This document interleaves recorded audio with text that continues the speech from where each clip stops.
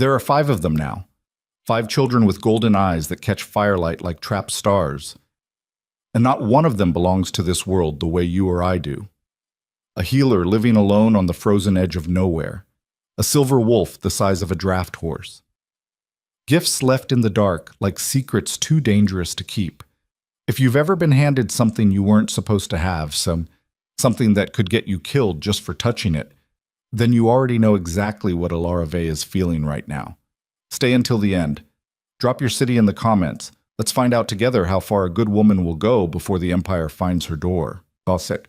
The cold came early that year. It always did, out past the Greymark Ridge where the pines grew so thick and black they swallowed the afternoon light by the 3rd hour past noon.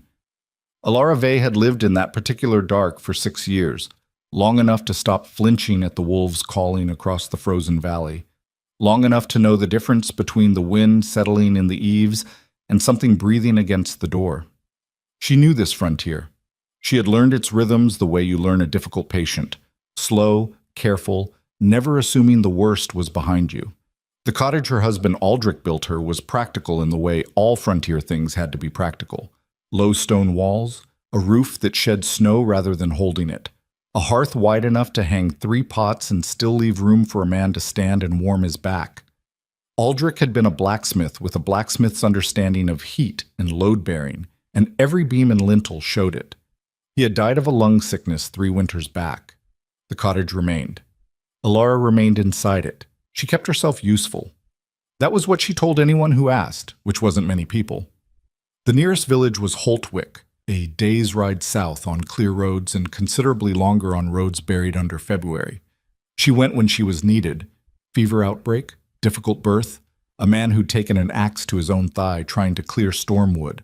She came back when the work was done. She did not go for company. Company, in her experience, cost more than most people realized. The first child arrived on a Tuesday. She did not know it was Tuesday at first. She was in the middle of cataloging her winter bark stores when she heard it. Not crying, which would have been alarming enough, but a particular absence of sound.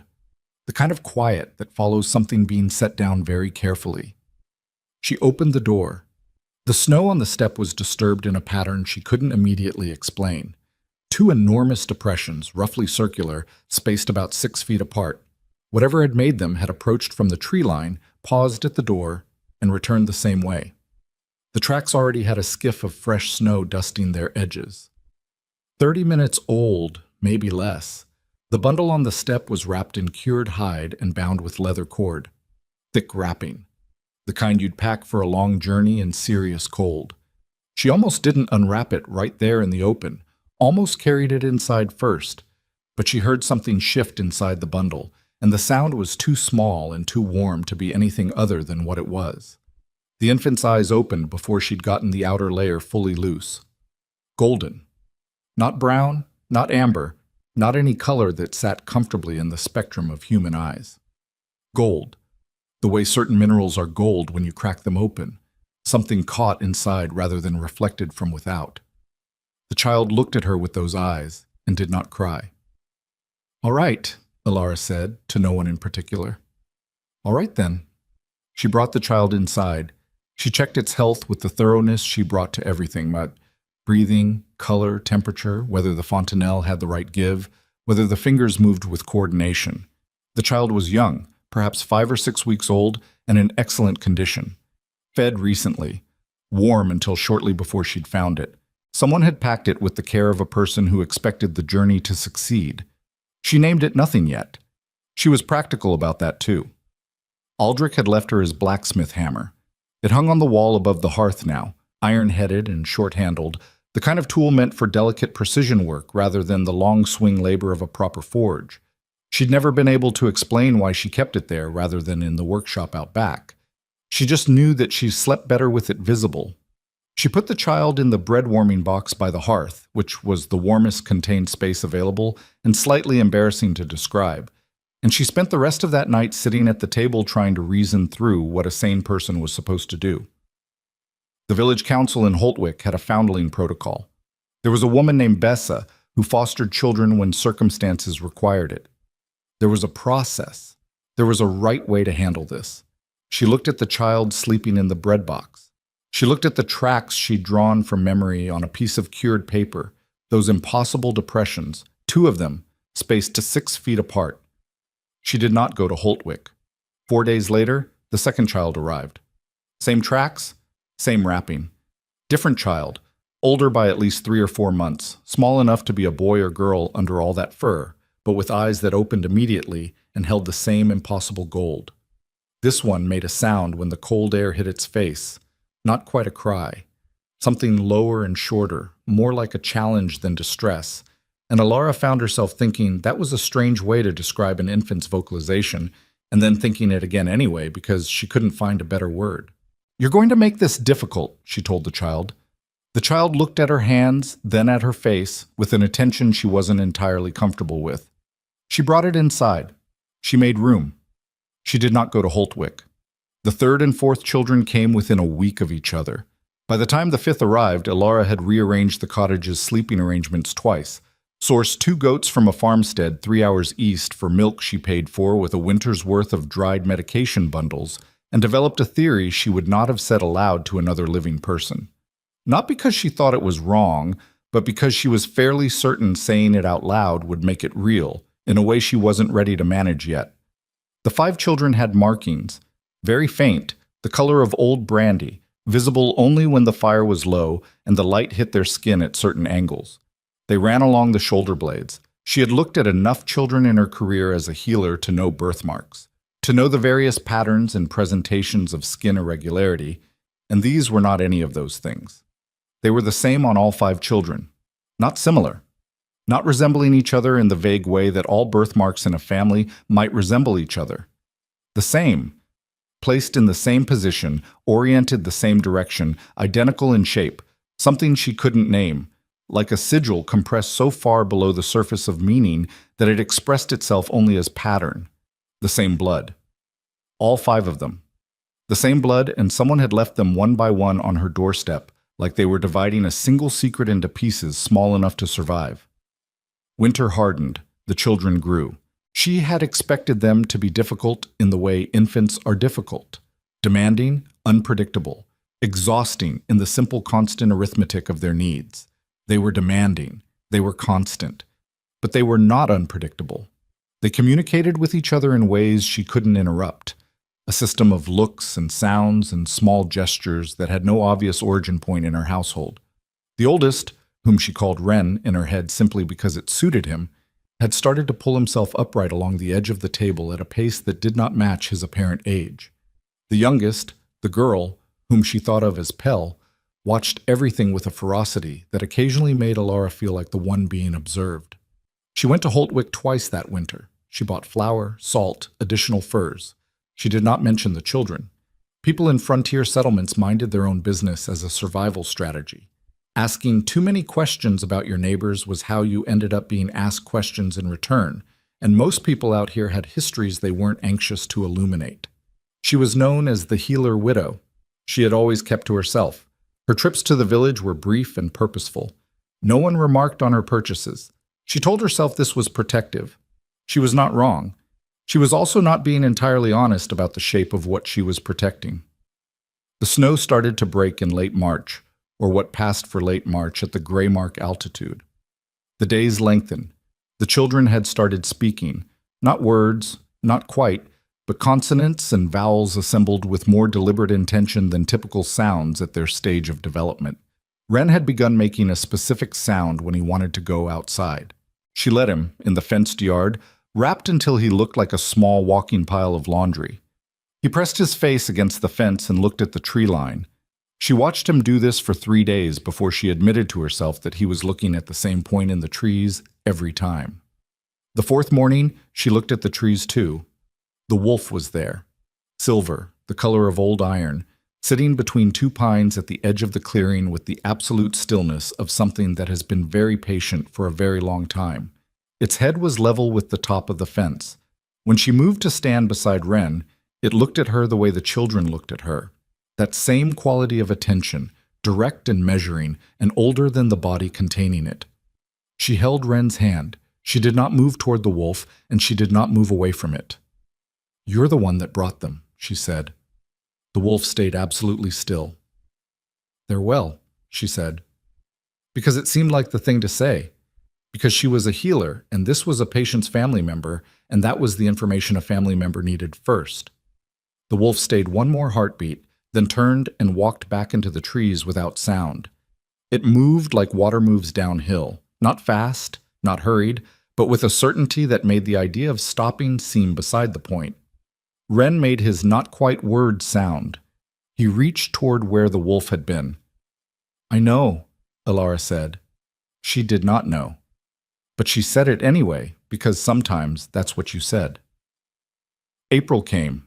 The spring thaw brought mud, and then, 2 weeks after the mud, travelers on the South Road. Most passed through without stopping. The ones who stopped usually needed something medical, and she helped them, and they moved on. She had calibrated her hospitality over 6 years to be exactly sufficient. Enough warmth to be human, not enough to generate gossip.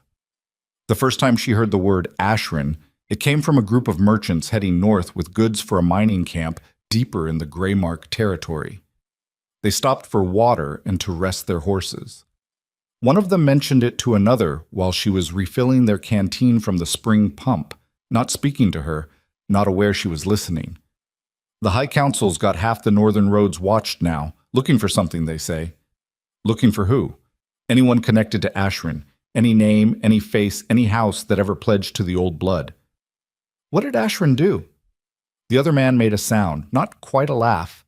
The kind of sound you make when a question doesn't have an answer that fits in polite conversation. You know what they say out of the capital? I don't. They say the king's gone mad. They say he ran into the northern wilderness months ago and hasn't been seen since.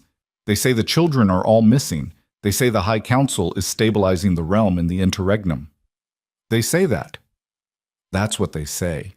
She handed back the canteen. She kept her face exactly as it always was. Practical, attentive, professionally neutral. She had been keeping her face like this her entire adult life, and she was very good at it.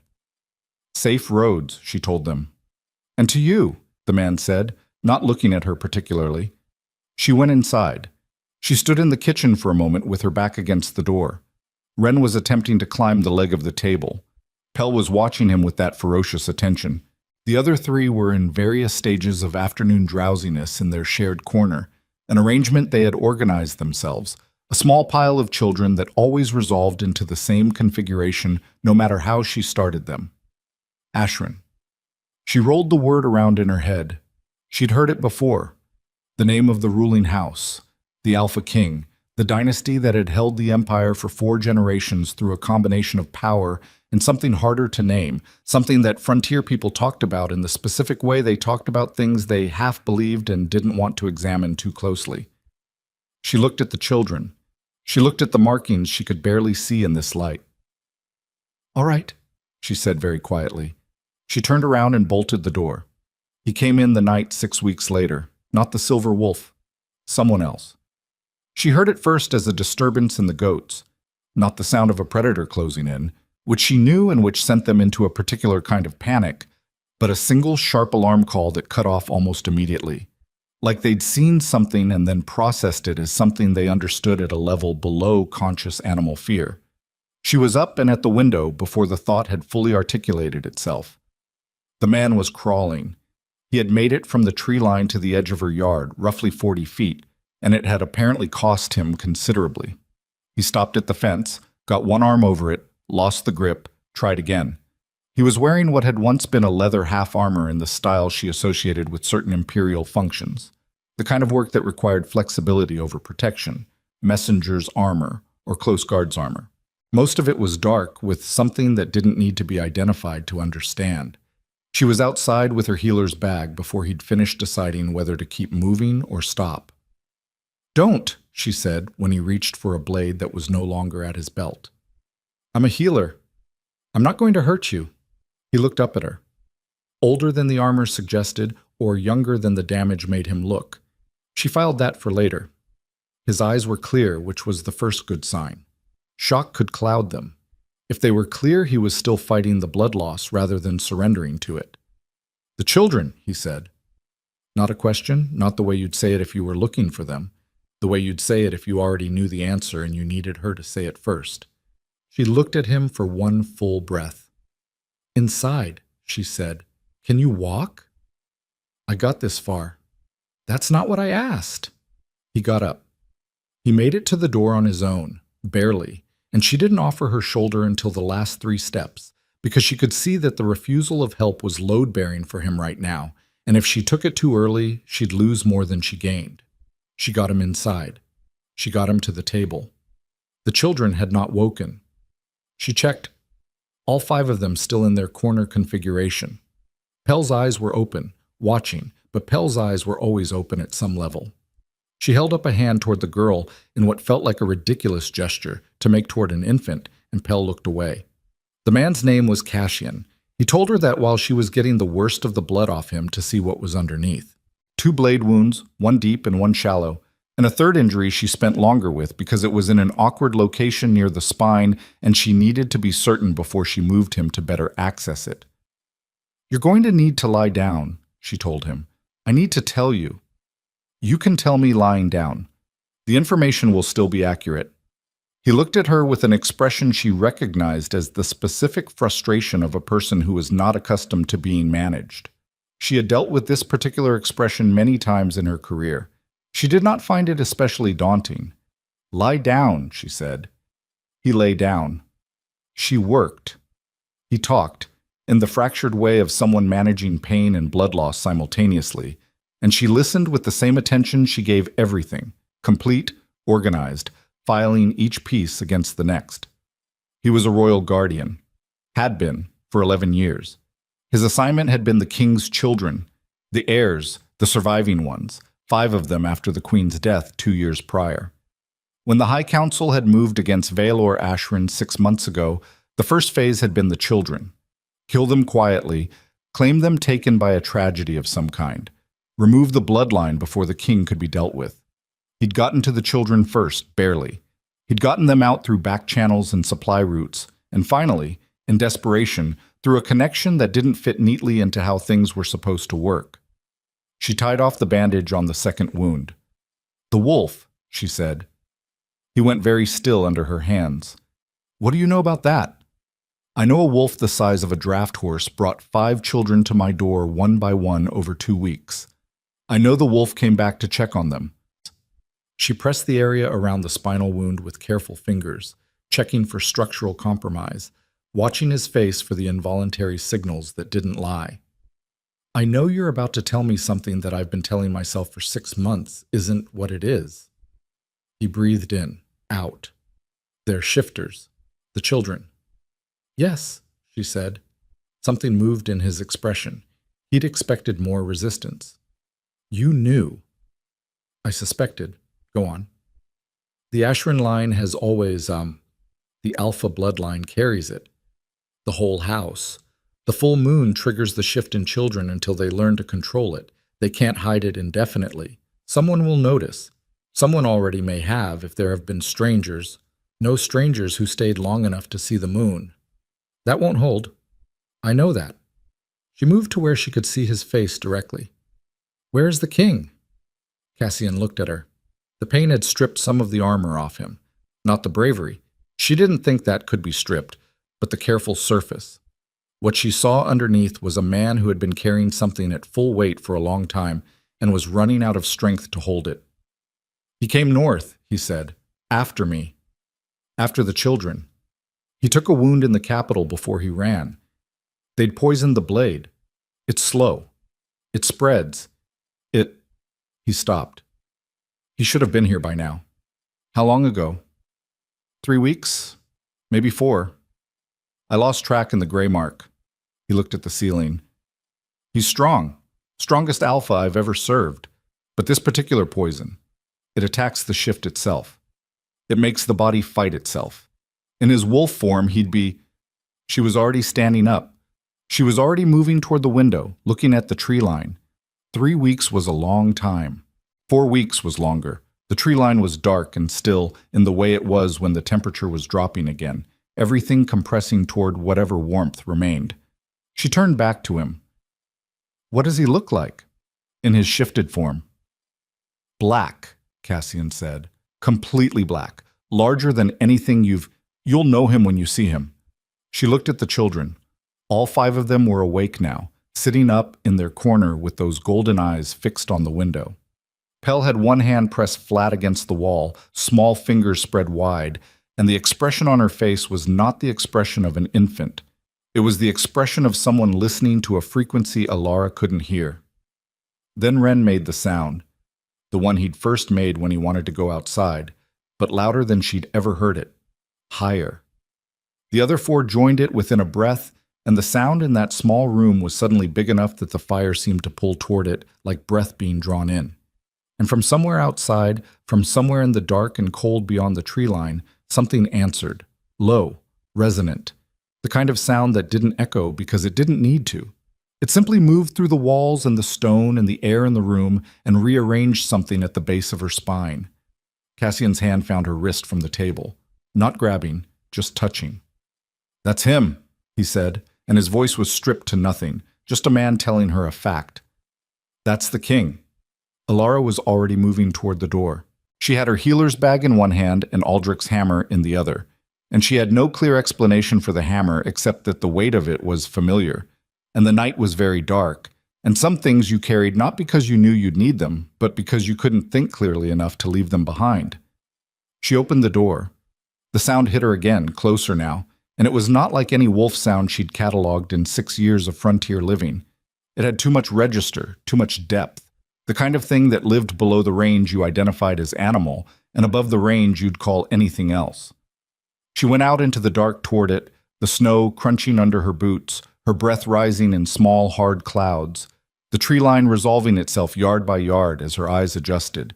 She found him 30 feet inside the trees. Black, Cassian had said, completely black, larger than anything He had not oversold it. The wolf lay on his side in the snow, enormous, longer than she was tall, probably twice her weight, even depleted, every muscle in that vast frame working visibly against something she could not see. The fur was black in the specific way that absorbed light rather than reflected it, the kind of darkness that had texture to it. One eye was open, and it caught what little moonlight penetrated the canopy, and the color of it was the same impossible gold she'd been looking at for 6 months in 5 smaller versions. She went to her knees in the snow beside him without deciding to. "I'm Alara," she said. Her voice came out steady. She was grateful for that, because nothing else about this moment was steady. "Your children are inside. They're well, all 5 of them." She was already opening the bag, already running her hands along the wolf's side, reading the body with the same hands she'd used on 1,000 patients who couldn't tell her where it hurt. "I'm a healer. I'm going to help you." The wolf's breathing was shallow and wrong. She could feel the heat radiating off him the way it radiated off a fever patient in the bad hours. Not warmth, but heat that had nowhere to go, that was building against itself.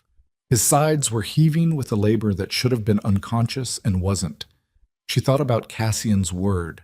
Attacks the shift itself, makes the body fight itself. She pressed her hand against his ribs and felt his heart. Too fast. Too hard. The rhythm of something that has been running when it should have stopped. "I know you don't know me," she said. "I know you have no reason to trust me. But you came here for them, and they're safe. And now I need you to stop fighting long enough for me to help you." She pulled what she needed from the bag, not looking at what her hands found because her hands knew the bag better than her eyes did. "So I'm going to need you to make a choice about whether you trust a healer you've never met, which I understand is a significant ask." She found the compound she needed, the one she'd developed herself over 3 winters, the one that addressed fever as a systemic failure rather than a localized symptom. "But the alternative is lying in this snow until morning, and I don't think you have morning in you right now." The eye watching her didn't move. She administered what she could in his current state, working quickly and without ceremony, the cold burning her fingers where they weren't covered. She got her shoulder under his head to take some of the weight off his throat, which was the healer's instinct, and also deeply impractical given the size differential, and she stayed there anyway because impractical was not a sufficient reason to stop. She was still there when she heard the first horse, then a second. Then the sound of men moving through the trees north of her position. Not the careful movement of travelers, but the organized sound of soldiers who were not trying to be quiet because they didn't think they needed to be. She went very still. From the direction of the cottage came the sound of Cassian's voice, raised, saying something she couldn't make out. Then another voice, louder, carrying the specific quality of someone who had authority and knew it and wanted everyone else to know it too. She pressed her hand against the wolf's heaving side. His eye found hers. "Don't move," she told him. "I'm going to go see what this is." She stood up. She picked up Aldrich's hammer from where she'd set it in the snow. She walked out of the trees and back toward her cottage, and in the clearing between the trees and her door stood 7 horses and 11 men, torches burning despite the moon. And at the front of them, a man on a pale horse who wore the kind of clothes that cost more than her cottage, and who was looking at her front door with an expression she recognized immediately. She'd seen it on difficult patients who'd decided before she arrived what treatment they wanted and intended to accept no other information. The man on the pale horse looked at her, looked at the hammer, looked at her face. "You are the healer," he said. "Alara Vey." She did not answer that immediately. She took the 3 seconds to look at every man present, to count the weapons, to note who was watching her and who was watching the cottage and who was watching the tree line. "I am," she said. "I am Lord Malrek Thorn, High Warden of the Northern Reaches under the authority of the High Council of Verathorn." He looked at her the way certain men look at things they've decided are already theirs. "You will surrender the children immediately, and you will tell me where the wolf is." Inside the cottage, behind the barred door she had not barred because she'd left in a hurry, 5 children with golden eyes waited. Behind her in the trees, a king she'd met 12 minutes ago lay in the snow with a poison eating him from the inside out.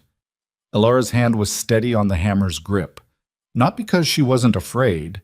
She was afraid the way you are afraid when the thing you've been half expecting finally arrives and turns out to be exactly as bad as the half you'd been imagining. But she had been keeping her face through worse than fear for a long time. "You'll have to come through me first," she said, and the night, which had been cold and dark and full of things she hadn't asked for, became something else entirely. Lord Malrek Thorn looked at her the way men like him always looked at things that were supposed to move and hadn't, like the problem was with the thing, not with the looking. "Step aside," he said. Alara did not step aside. She stood in the snow between his horses and her door, with Aldrich's hammer at her side, and her healer's bag still over one shoulder, and her breathing coming out in small visible clouds that the torchlight caught and destroyed. 11 men, 7 horses. The math was not good math, she knew that. She was doing it anyway. "These children are in my care," she said.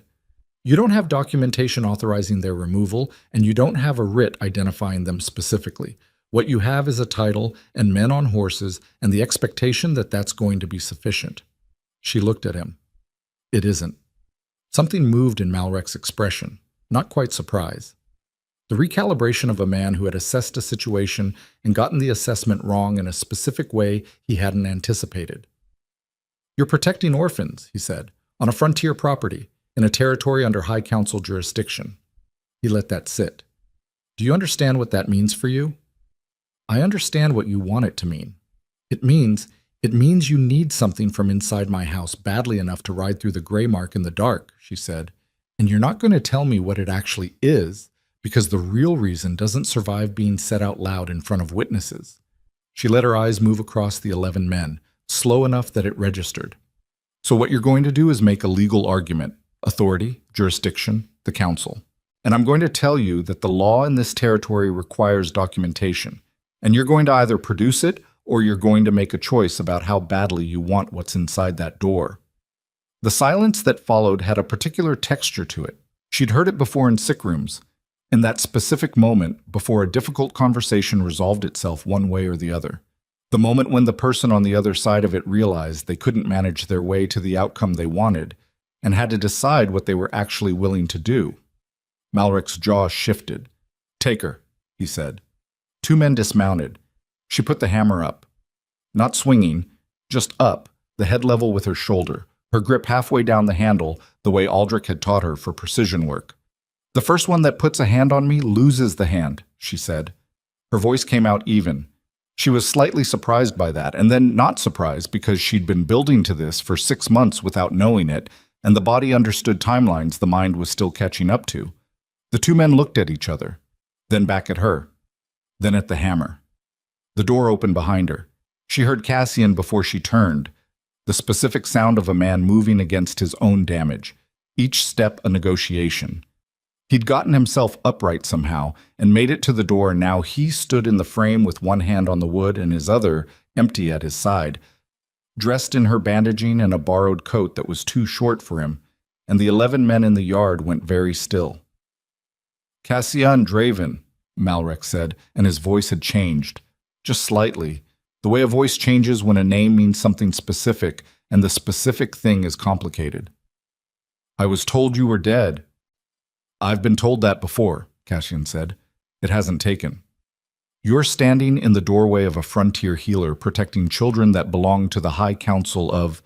They belong to their blood," Cassian said, "which is not yours." The two men who dismounted were still standing in the snow halfway between the horses and Alara. Nobody had moved. The torchlight pushed at the dark and lost ground on all sides, and beyond the reach of it the tree line was absolutely black. Malrek looked at Alara, then at Cassian.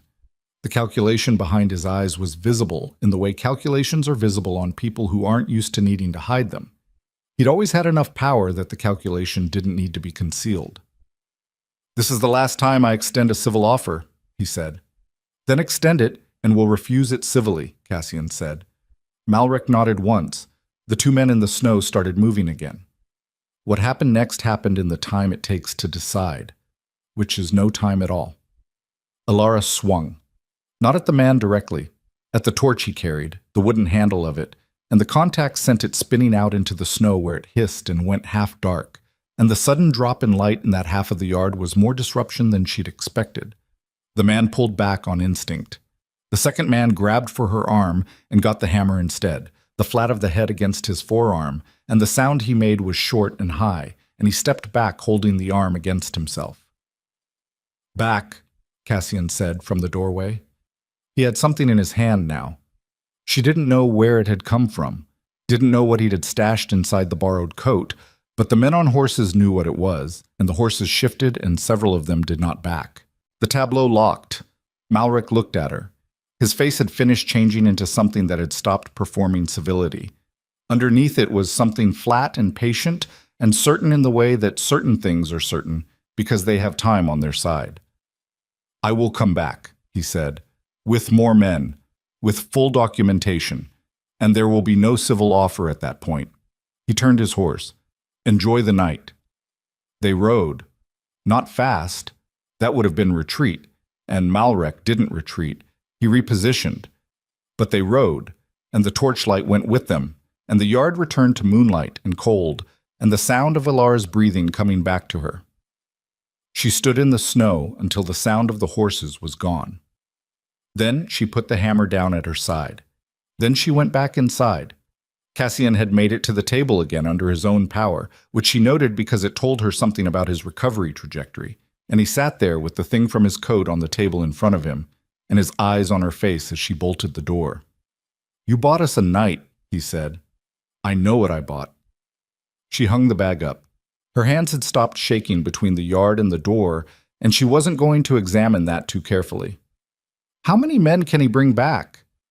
"Enough. He has authority in this territory, and he has coin to supplement the authority. Coin buys loyalty faster than anything out here." He looked at the table. "We need to move. We can't move the children in the dark with you in your current condition, and the king—" She stopped. She had not told him where she'd found Valor yet, or what state he was in, and she'd been managing that information gap, because there was no version of delivering it that made it not terrible. Cassian read her face. The particular skill of a man who'd spent years watching faces for information he wasn't being given directly. "Tell me," he said. She told him. He was quiet for a long time after. The kind of quiet that has weight, that you can feel pressing on the air in the room. When he spoke again, his voice had gone somewhere internal, somewhere that wasn't for her, and then it came back.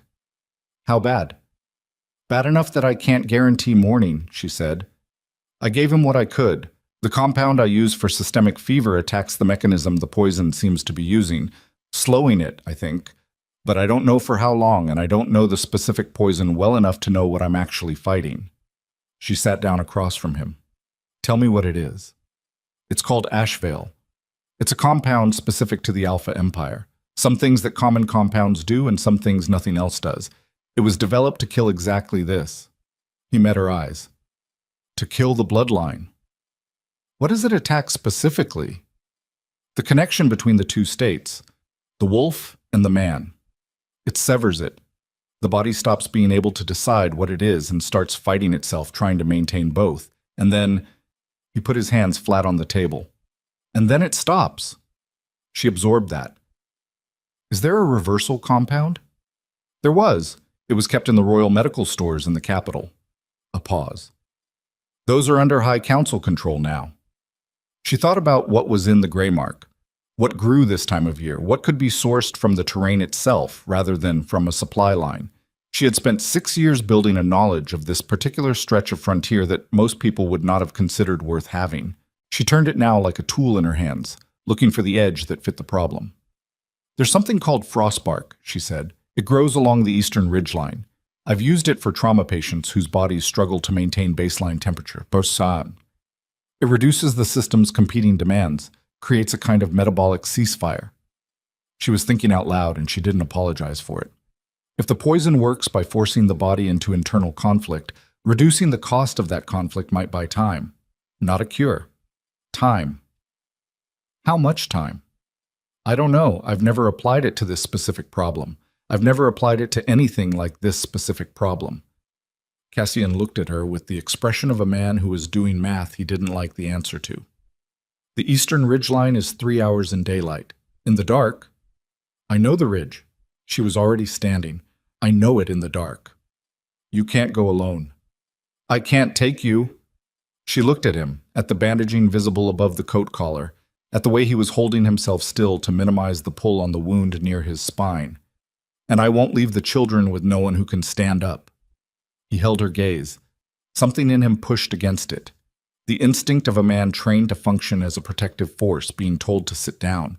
She watched him work through it, watched him take it apart and reassemble it into something he could use. 3 hours there, he said. Less. I know a route. And back. And back. She was pulling her heaviest coat from the hook by the door. If Malrek moves tonight, he moves fast and loud, and you'll hear him in time. If he waits for daylight, which is more likely because he wants numbers, and the nearest garrison is 4 hours south, then you have until dawn. She looked at the children's corner, all 5 of them awake, all 5 watching her with those eyes. Don't open the door for anyone. Cassian looked at Ren, who was sitting up straight with his small jaw set in a way that should not have been possible on a face that young. The oldest, he said. He's starting to understand things. I know. If the full moon isn't for another 6 days. She had been tracking it since the first child arrived. We have 6 days to solve a problem that got significantly more complicated tonight. She met his eyes one more time, making it a deliberate thing, a handshake done with eye contact. Hold the door. Go get what you need, Cassian said. She went. The gray mark at night was a different geography than the gray mark in daylight. The same trees, the same rock formations, the same creek channels frozen down to their beds, but the scale changed. The dark made everything either very close or impossibly far, and she moved through it with the specific confidence of someone who had decided a long time ago that being afraid of a thing and doing the thing anyway was not a contradiction you needed to resolve. She found Valor where she'd left him. He was breathing. That was the first thing, the check she'd made automatic before anything else. The second thing was that the breathing was better than when she'd left. Not good, not anything close to good, but the rhythm had changed from the desperate labor she'd heard earlier to something slower that cost less per cycle. Her compound was doing something. She didn't know exactly what yet, but something. She crouched down beside the enormous black wolf and put her hand on his side the same way she'd done before. Not tentative, not careful in the way that expected to be resisted, just the direct contact of a healer who meant it. I'm back, she said. I'm going to the ridge. I need something that might help you hold on longer. His eye found her in the dark, and the gold of it caught the moonlight. I need you to stay here. Don't move if you can avoid it. Movement costs your body heat, and the heat is being used for something more important right now. She could feel the breathing change under her hand, slower, deliberate, like he'd heard her and was doing what she'd said. She went. The ridge was 45 minutes at the pace she set. Through country she navigated by rock formations she'd named privately over years of similar nighttime emergencies. Fever calls didn't wait for daylight, neither did difficult births. She'd made this kind of terrain crossing more times than she could count, and the cold was something she'd made her peace with the way you made peace with things you couldn't change. The frostbark grew in clusters along the shaded face of the eastern ridge. She found the first cluster by the texture of its bark against her torch, gray-white with the faint bioluminescent edge that only showed in darkness, which was how she'd first identified it, which was something she was quietly grateful for right now. She harvested what she needed, working fast, working by feel, where the torch made shadows instead of light, thinking simultaneously about the compound ratios and the dosage problem, and the fact that she'd never administered anything to a wolf the size of a draft horse, and the mathematics of scaling were not comfortable mathematics. On the way back, crossing a flat stretch of creek bed, she heard the horses. South. Moving north. Too many of them, moving too fast for a patrol, moving with the kind of organized haste that meant Malrek had found his numbers faster than she'd calculated. She stopped breathing for 3 seconds. She counted them. Then she breathed again, and she ran. The cottage came into view with the torches of Malrek's force spreading out across her yard. More than before, twice as many men, and a structure to the approach that had not been present in the first visit. This was not another conversation. This was a taking. She came out of the tree line at the back of the yard behind the goat shelter and took 3 seconds to count the spread and identify the gaps and find the line to the door that had the least coverage. 3 seconds was what she allowed herself. Then she moved. She made the door through a gap between 2 men who were watching the wrong direction, and she got inside without raising an alarm, and she had her hand on the bolt before her eyes had adjusted enough to see Cassian already on his feet with both children and the older 3 arrayed behind him. He moved fast, Cassian said. He had men staged, she said. He was always going to come back tonight. The conversation in the yard was theater. She was already moving toward the hearth, already starting to break the frostbark into the preparation. Her hands were doing the work while her mind calculated. How long before they come through the door? They're positioning first, another few minutes. I need 4 minutes.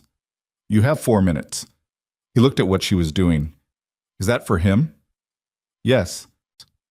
The preparation was faster than the standard process, a compression that lost some precision and kept the essential function. She'd made this kind of compromise before. I need to get it to him before they lock down the perimeter. Ilara. His voice had something in it she hadn't heard from him before, something careful. If they take you, they're not going to take me. She said it the way she said everything she'd decided, not with drama, just with the flat certainty of a conclusion, reached and filed. I'm going to get this to him, and then I'm coming back, and then we're going to deal with what's in the yard. You can't fight 18 men. I know. Then what? A sound from outside cut him off. Not shouting, not the organized sound of men preparing to breach. Something else. Something that went below the frequency of organized human activity and landed in the part of the ear that had been listening for predators before it was listening for anything else. All 5 children turned toward the back wall simultaneously. Cassian's hand went to the table edge. Ilara stood very still with the preparation in her hands and felt the vibration come through the cottage floor, through the stone Aldrich had laid, through the boots on her feet and up into her body. It wasn't sound anymore. It was displacement. The kind of thing that meant something very large was moving through frozen ground toward her position. Then the screaming started outside. Not the screaming of men being attacked, the screaming of men who had looked up and understood very suddenly what they were standing in front of. And above it, through the walls and the stone and the air in the room, she heard the sound she'd heard once before from the tree line. That register, that depth. Not a wolf sound the way any wolf she'd ever known made a wolf sound. A king sound. The preparation was in her hands and the door was bolted and 18 men were in her yard and somewhere out there, against every probability she'd calculated when she'd left him in the snow with his breathing wrong and the poison in him, Vaelor Ashrin was on his feet. Cassian looked at her. His face had done something she hadn't seen it do before, but not relief, because the situation didn't yet warrant relief, but a shift towards something resolved, like a man who has been holding a weight and felt someone else's hands take part of it. "Open the door," he said. She unbolted it.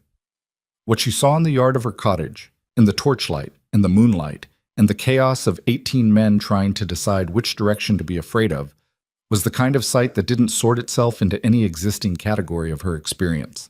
The black wolf moved through the space with a deliberateness that was not speed, but was worse than speed. The absolute confidence of something that didn't need to hurry, because hurrying implied the outcome was in question. Men scattered, horses screamed and pulled their tethers loose. 2 torches hit the snow.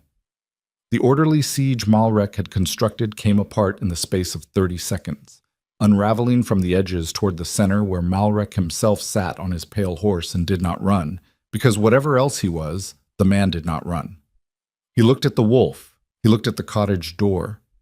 He looked at Alara standing in the frame of it, and she saw it, finally, unobscured by the layers of authority and legal argument and calculated civility, the understanding moving through his face that he had made a strategic error, not a small one, the kind that didn't have clean recovery. Vaelor stopped 20 feet from the horse and went completely still. The yard was mostly empty now. Most of the men had backed to the perimeter or past it, regrouped around survival instinct rather than Malrek's orders. The 2 of them, the lord on his pale horse and the enormous black wolf in the snow, occupied the center of the torchlight like the only things in the world that mattered. Malrek's hand went to the weapon at his hip. Alara stepped out of the doorway. "Don't," she said. Malrek looked at her, then at Vaelor, then back at her. The calculation she could see him making was the right one. If the wolf was who he thought it was, and Malrek was smart enough, she'd known that from the first conversation, the dangerous kind of smart that accumulates power by correctly reading situations before everyone else does, then the weapon at his hip was theater, and he knew it. "This isn't over," he said. "I know," she said. He pulled the horse around and rode. The remaining men followed, and the yard went quiet in the specific way yards go quiet when something that was about to happen has not happened, and all the tension of the not happening is still in the air. Alara walked to Vaelor. He was standing, which remained the thing that astonished her most, because she had left him in the snow 45 minutes ago, with his breathing wrong and the poison in him, and the mathematics of that recovery were not mathematics she could fully account for. She put her hand on his side the way she had twice before. She could feel the heat still high, feel the effort it was costing him to be upright. "You moved," she said. "I told you not to move." His eye found her face. "I know," she said. "I know why." She opened her hand. The preparation was still there, intact, the frostbark compressed in the way she'd worked it in the cottage. She held it out to him. "This might help. I can't promise more than might. I need you to take it anyway." The full moon was 6 days away. She had no supply lines, no allies she could name, no legal standing against a high council with the reach and resources to make her frontier property disappear from every record that had ever noted it. She had a wounded royal guardian, 5 children with golden eyes, and a poisoned king standing in the snow outside her door because he had decided that whatever was happening in this yard was not something he could let happen lying down. And somewhere south, 4 hours away by hard riding, Lord Malrek Thorn was already planning what came next. She looked at Vaelor's eye looking back at her. The gold of it, the same gold she'd been looking at for 6 months in 5 smaller versions, carrying the same quality of attention, complete, measuring, older than the body it lived in. "Come inside," she said, because there was nothing else to say. Because come inside was what you said when the night had gone, the way this night had gone, and there was still work to do before morning, and outside was no longer safe, and the door she'd built her life behind was going to have to become something larger than it had been. She turned back toward the cottage. She did not look to see if he followed. She could feel the ground shift under his weight behind her. He crossed the threshold under his own power. That was the thing she kept returning to in the hours that followed. when she was trying to accurately assess what she was dealing with. He had been in the snow with a systemic poison working through him and 18 armed men in her yard, and he had crossed that threshold under his own power and then stood in the middle of her cottage and looked at the 5 children with an expression she could not name because she had never seen its precise configuration on a human face before. The children did not cry. They did not startle. Wren stood up from the corner with the same set jaw she'd noted before and walked across the floor and put both hands flat against the wolf's enormous foreleg and held on, and something in that enormous black body went still in a way it had not been still since she'd found him in the snow. The others followed. One by one, the small pile of children she had spent 6 months keeping alive distributed themselves against this creature who should have terrified them and held on with the focused intensity of people completing something that had been interrupted. Alara stood at the hearth and let it happen. She was not sentimental as a general rule, but she was accurate, and what she was looking at was accurate in a way she didn't have vocabulary for yet. Cassian sat at the table with his hands folded and did not speak. His face had gone somewhere private.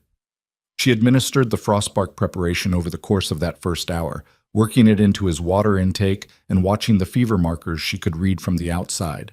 The quality of the breathing, the heat radiating off the fur, the way the muscles fired in his haunches when he shifted weight.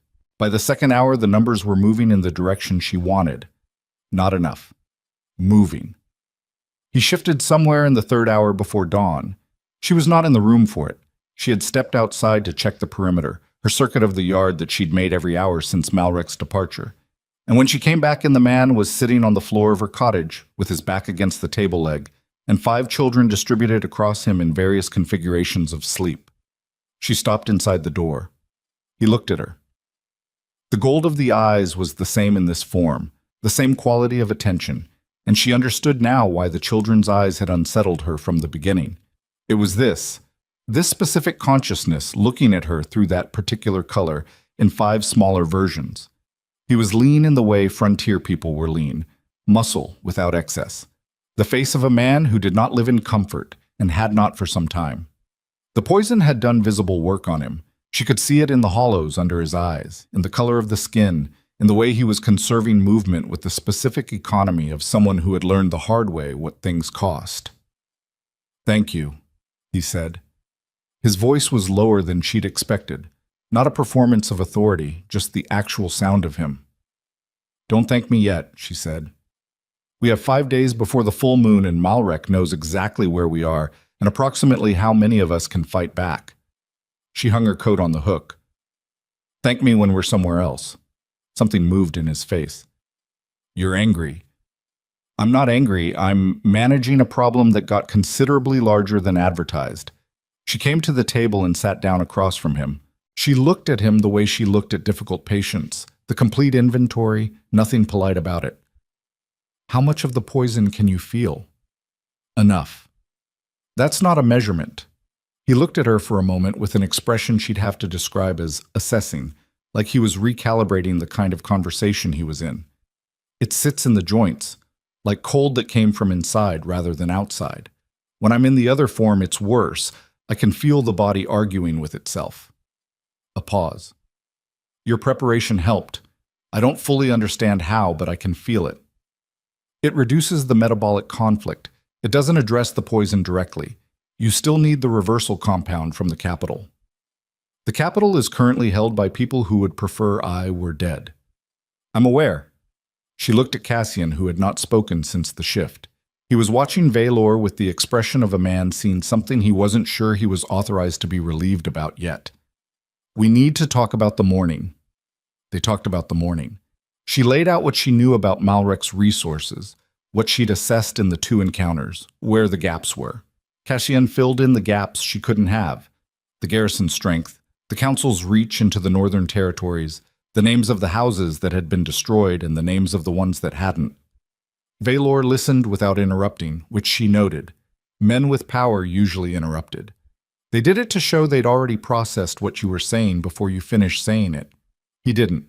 He let everything land and sat with it, and then asked questions that went to the seams of the problem rather than the surface. She revised her assessment of him upward without announcing it. By the time early light started coming under the door, they had the shape of something. Not a plan, not yet. More like a structure to hang a plan on. They needed to move.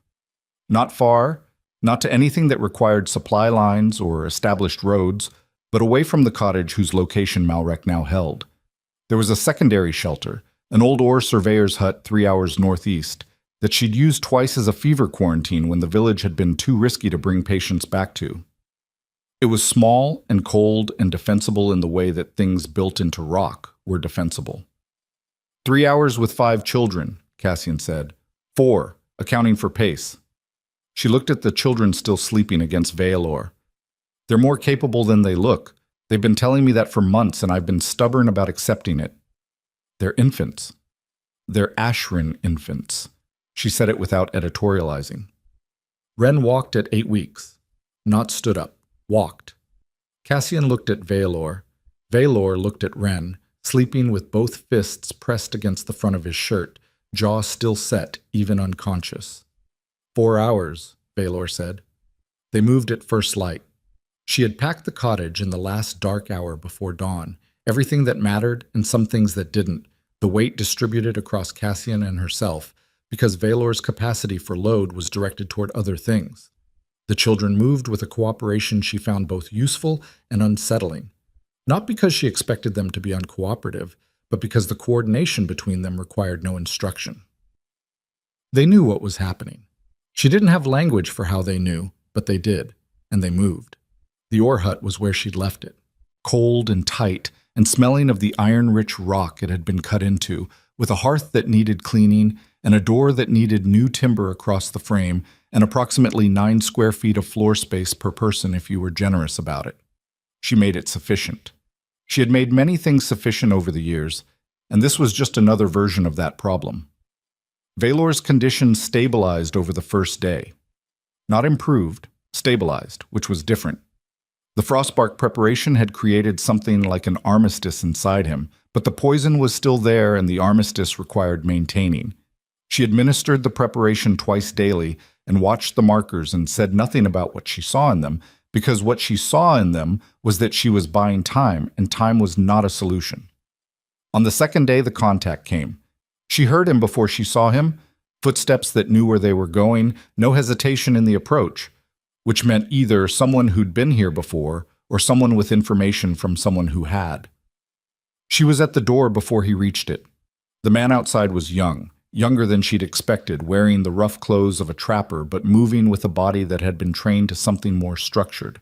He looked at her and then past her with the specific look of someone who was expecting a particular face. "I'm looking for the Guardian," he said. She did not move out of the doorway. "Who are you?" "My name doesn't matter." His eyes came back to her. "I carry a message from a house that's still loyal. There's a way out of the northern reaches, a route that Malrek's forces don't cover because they don't know it exists." He reached into his coat and produced a folded paper. "The Guardian will verify the seal." She took the paper. She did not open it outside. She stepped back and let him wait in the cold and brought it to Cassian, who unfolded it and looked at the seal and looked at it again and then handed it back with an expression she couldn't read. "Well?" she said. "House Varen," he said. "One of the 3 houses I thought might still be loyal. The seal is right." "Might?" He looked at her. "The seal is right," he said again, carefully. "That's what I can tell you." She went back to the door. The young man was still there, which she gave him credit for. "We'll hear the route," she said. The route was detailed and specific and went through terrain she partially knew and partially didn't. The young man delivered it with the quality of someone who had memorized it rather than understood it, the kind of delivery that suggested he was a carrier rather than an architect. She listened to all of it and asked 2 questions and noted his answers were less specific on those 2 points than on everything else and said thank you and let him go. She went back inside. Violor was watching her. "We're not taking that route," she said. The silence that followed had a shape to it. "Explain," Valor said. He knew the terrain between the 2 marked positions in the middle section, but he didn't know the terrain at either end. He was carrying the route not understanding it, which means someone gave it to him. The two questions I asked were about the terrain at each end, which someone who'd actually traveled it would know. She sat down. Someone designed a route for us, designed it to be specific enough to seem credible and to move us through a particular position in the middle section. Varen's seal, Cassian said. Someone has Varen's seal, she said. Or Varen has been turned. Cassian put his hands flat on the surface in front of him. She watched him take that apart. The house he'd listed as loyal, the trust he'd built over years of service reassembled into something else. His jaw shifted once, then he was very still. How certain are you? Valor said. Certain enough to stake all of us on it. She met his eyes. I could be wrong. I've been wrong before, but the pattern of what he knew and what he didn't know, that's not a man who traveled a route. That's a man who memorized a document. Valor looked at Cassian. Something passed between them that was communication without being speech. Malrek couldn't know this location, Cassian said. We weren't followed. I'd stake... Don't stake anything, Valor said quietly. If Varen is turned, they didn't need to follow us. They needed to wait for us to make contact with anyone who might try to help. He looked at the door. And then they needed to be the help we found. The silence after that was different from the silence before it. Heavier. The specific weight of a system of trust with a piece removed from it. She watched Valor sit with it. Watched the particular quality of that moment, which was not something she'd expected to witness up close.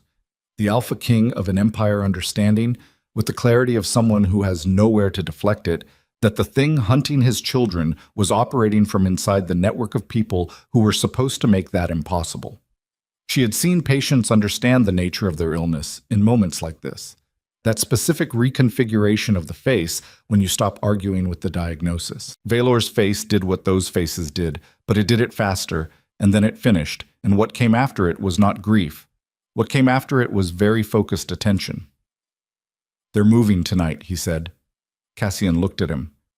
If the contact was bait, they needed us to believe it long enough to stop looking for other movement.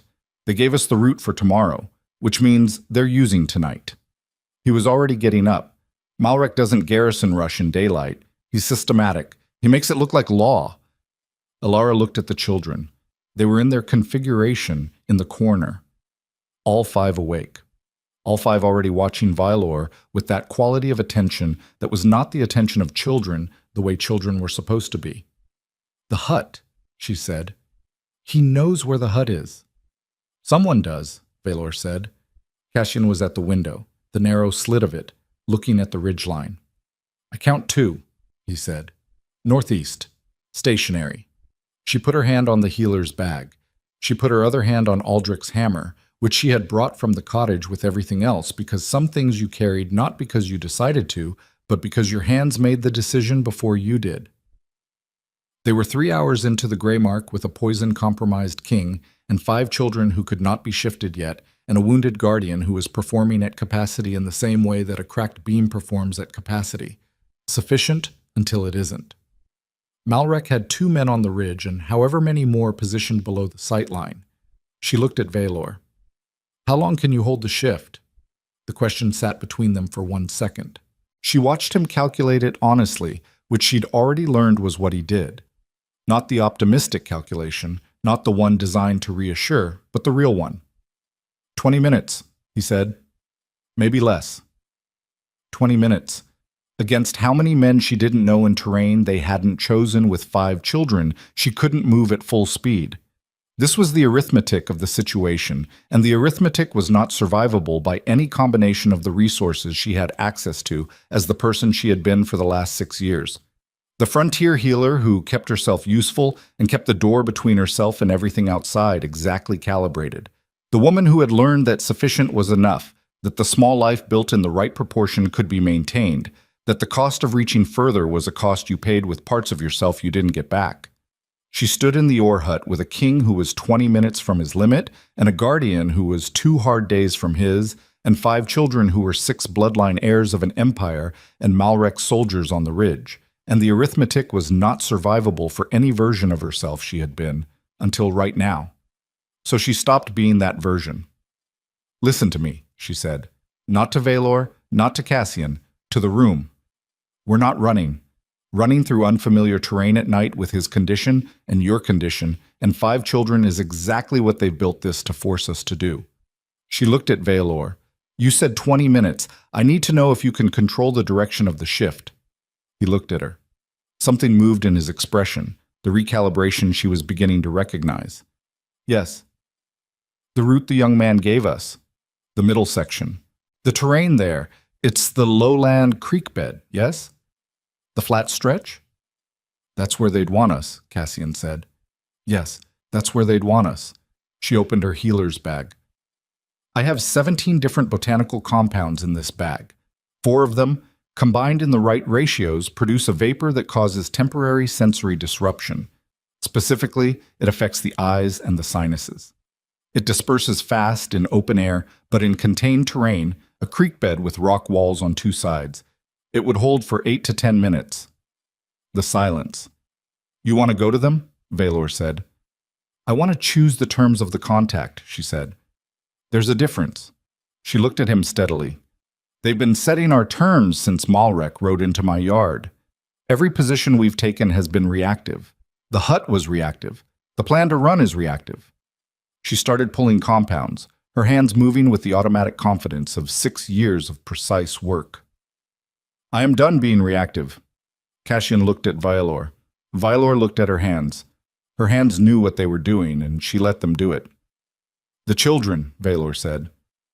Ren, she said, and the boy's head came up from the corner immediately. She looked at him with the same directness she'd been giving Valor for 3 days. I need you to hold. Can you hold? Ren's jaw set. He looked at Valor. Something passed between them, the same language without speech she'd seen between the adults, but faster and more complete because this version of it was older than words. Then Ren looked back at her and nodded once. She felt something shift in the room. Not a sound. A pressure. The particular feeling of a threshold being crossed, of something that had been one thing becoming another thing, permanent and without ceremony. She had crossed her own version of that same threshold. She was going to walk into a creek bed in the dark with botanical compounds and a poisoned king, and she was going to do it on purpose, and there was no version of that choice that led back to the life she'd been living before a silver wolf left a child on her doorstep 6 months ago. That life was over. She understood that now with the clarity of someone who had been refusing to understand it and had finally run out of road. How much time do we have before they move? She said. Cassian looked at the ridgeline slot again. An hour. Less, maybe. That's enough, she said. She was already working. The compounds took 40 minutes to prepare correctly. She did not rush them. Rushing was how you got ratios wrong, and wrong ratios in this particular combination produced something closer to poison than disruption, which was not what she needed tonight. She worked at the hut's narrow table with Cassian holding the torch at the angle she needed, and Valor standing at the door watching the ridge with the specific quality of stillness that was not patience but its functional equivalent. The stillness of something that had compressed itself down to the essential problem and eliminated everything else. The children slept. Even Ren, finally, his jaw loosening in sleep into something that looked like the age he actually was. She had spent the 40 minutes also thinking, because her hands knew the compounds, and her mind was free to work the problem in parallel. The creek bed was 300 yards northeast. The rock walls on 2 sides that she'd mentioned were accurate as far as her knowledge of that terrain went, which was based on 2 previous emergency traversals in daylight. In the dark, it would be different. In the dark, with compounds dispersing off a source point, she'd have to position and then leave, with timing she'd be estimating rather than measuring, against soldiers whose exact number and positioning she didn't know. The margin of error was not comfortable. She was going anyway. Done, she said. Cassian looked at the 4 sealed vials in her hands. And those stay sealed until I break them at the source point. Yes. The vapor needs a confined space to hold. In open air, it disperses in under 2 minutes. She put 3 in her coat's interior pocket and held the 4th. I need to get to the center of the creek bed. The source point has to be centered to give the walls time to contain it before it can spread. That puts you in the middle of their approach, Valor said from the door. He hadn't moved. Yes. He turned to look at her. In the torchlight, the hollows under his eyes were deep, and the color of his skin said things she didn't repeat out loud. He looked like a man who had been running a deficit for a long time and was now drawing on reserves he wasn't supposed to have access to. She knew what that looked like. She'd seen it in patients who were further gone than they thought and were maintaining function on something that wasn't going to last. "When the vapor goes," she said, "they'll be blind and disoriented for 8 minutes, approximately. I need you to take that window. I'll need to shift." "I know." 20 minutes was an optimistic estimate. "I know that too." She met his eyes. "I need you to make it work anyway." He looked at her for a long moment, not assessing this time, something else, something that had the texture of a man who was accustomed to being the one who absorbed the risk and was reconfiguring around the experience of watching someone else choose to absorb it instead. "There's a third option," he said. "We run with the children, northeast, not the route they gave us. Different terrain. I shift and we move through the dark using my range. By morning, you've burned the shift and you're down, and we're in open terrain with children and Cassian at whatever he has left, and Malrek's soldiers have the daylight advantage." She kept her voice even. "I ran the numbers. I ran them while I was working. The creek bed is the only position where the terrain gives us something to work with. It also puts you in the, I know where it puts me." She did not say it sharply. She said it the way she said things she had decided. "I have one job in this whole situation that no one else here can do. I'm doing it." Cassian made a sound that wasn't quite a word. She looked at him. "I know the creek bed," he said. "I came through it 3 days ago.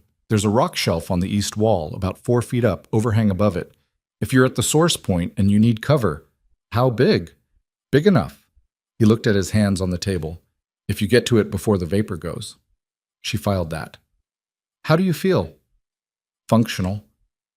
"That's not—" "It's what I've got," he said. He raised his eyes to hers. "It's enough." She looked at both of them. The king she'd known for 3 days standing at her door burning reserves he couldn't afford to burn. The guardian she'd known for 4 days sitting at her table with 2 blade wounds and a spinal injury that would take 6 weeks to fully close. Both of them looking back at her with the specific expression of people who had decided to trust a frontier healer's plan, because the frontier healer was the only person in the room who had looked at the problem without flinching and built something from it. She had not been trusted like this before. Not by people with this much at stake. She registered that, filed it, and let it sit exactly where it was without doing anything dramatic with it. 20 minutes after I leave," she said. "Then you move." She went out into the dark. The gray mark at this hour was past cold. It was something colder than cold. The temperature that arrived in the deepest part of the night, when even the wind had gone somewhere else, and the air just sat on you with its full weight. Her breath was the only moving thing for the first 100 yards. She moved through the trees with the torch shuttered, navigating by the rock formations she'd named, and the creek sound, which you could hear at 50 yards when the air was this still. The creek bed opened below a short rock drop, maybe 4 feet, and she went down it sideways, her boots finding the frozen creek surface, and then she was in the channel between the rock walls, and the dark was a different quality here. Contained, directional, the walls on 2 sides giving it a shape. She moved to center. She counted her steps from the east wall and her steps from the west wall and stopped when the numbers were equal. She opened the torch shutter, low, just enough to work. The east wall had the rock shelf Cassian had described. 4 feet up, a horizontal ledge, maybe 3 feet deep with the overhang above it. She looked at it. She looked at the center position. The distance between them was 12 feet. She would need to break the vials and then cover 12 feet and get up 4 feet onto the shelf before the vapor started dispersing enough to matter. She tested the wall with her hands. The rock was cold and rough and had enough irregularity to climb. It would take her approximately 8 seconds. The vapor would begin to take effect in a confined space within 45 seconds of breaking. Sufficient margin. She heard them before she saw anything. The organized sound of men moving through terrain with specific intent. Not the careless noise of patrol, but the tight sound of an approach with a target and a timeline. She counted footfalls, which was imprecise but better than nothing. More than she'd hoped. Fewer than the worst case she'd built for. She held the first vial over the frozen creek surface. She thought about the children in the hut. Ren's jaw in sleep, finally loose. Pell's eyes that were always open at some level. The other three in their configuration, the small pile of themselves that resolved into the same arrangement every time. She had spent 6 months keeping those 5 alive, and she had done it by being exactly what she was, a healer with frontier knowledge and a practical mind, and a tolerance for being afraid that she'd built through 6 years of living alone on the edge of something large. None of that had required her to be anything other than what she was. This required more, and she was going to give it. She broke the first vial. The sound was small. The effect was not. The vapor came up and out, and in the confined space of the creek bed, it began to move laterally rather than dispersing, spreading along the channel in both directions. And she broke the second and the third before the first had finished spreading, and the fourth last, and then she was moving. 8 seconds to the shelf. She counted them. Her hands found the rock, and her boots found the irregularities, and she went up the wall with the pure mechanical focus of someone who cannot afford to fall. And she got her torso over the shelf edge and pulled herself onto it and pressed back against the rock under the overhang and held still.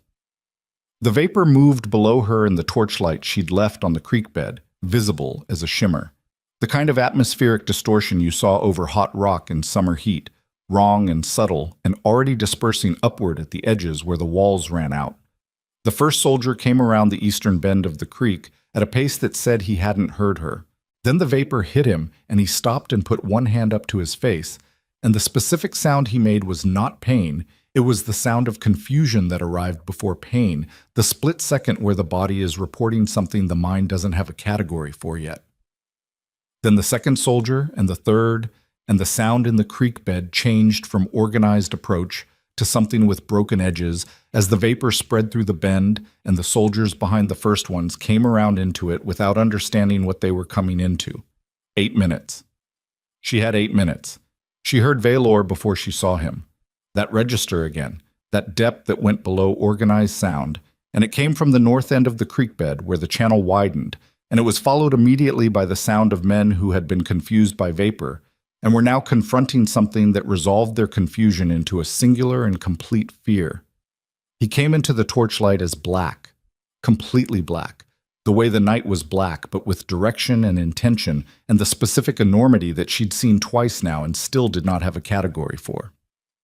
The soldiers at the north end of the creek had the disadvantage of the vapor and the cold in the terrain and the dark, and now they had Valor, and the combination was not survivable as a position. Cassian came from the east. She heard him by the sound of his movement, which was the controlled, efficient movement of a trained fighter who was managing damage while working, each step deliberate in the way steps are deliberate when every one of them is a decision rather than a reflex. He engaged the soldiers at the bend, the ones who'd come in first, the ones most affected by the vapor and least oriented, and the sounds that followed were short and purposeful. She stayed on the shelf. This was her position, and she held it because the plan required someone to hold it, and she was the one who could. Below her, the creek bed was chaos in the specific contained way chaos runs in narrow spaces, men unable to spread or regroup or use their numbers because the terrain compressed all of them into the same linear channel. She counted her breaths. She kept her eyes on the vapor. 6 minutes in, she heard a different sound, organized hoofbeats on the ridge above the east wall. Not part of the creek deployment. A separate force staged above, which meant Malrek had split his approach, and the creek bed engagement was designed to draw their attention down while the ridge force came over the top. She understood it 2 seconds before it completed itself. The creek bed was not the main attack. The creek bed was the noise. She came off the shelf and dropped the 4 feet to the frozen creek surface, and she was moving before her boots finished their contact with the ground. Back through the channel north, past the engagement she didn't look at, out of the creek bed at the north end, up the bank and across the flat ground toward the hut at the pace she set when the problem had a timeline. The ridge above the hut had torches, 3 of them, coming down the slope at an angle that would reach the hut in under 4 minutes. She hit the hut door at a run. Ren was already standing in the middle of the floor. The other 4 were up, in configuration but standing, and the configuration had changed. It was tighter, Ren at the front, the others behind, and his face in the torchlight was not a child's face anymore in any way she could comfortably describe. Cassian had given her his second weapon before she'd left. She had it now. She held it with the same directness she held everything.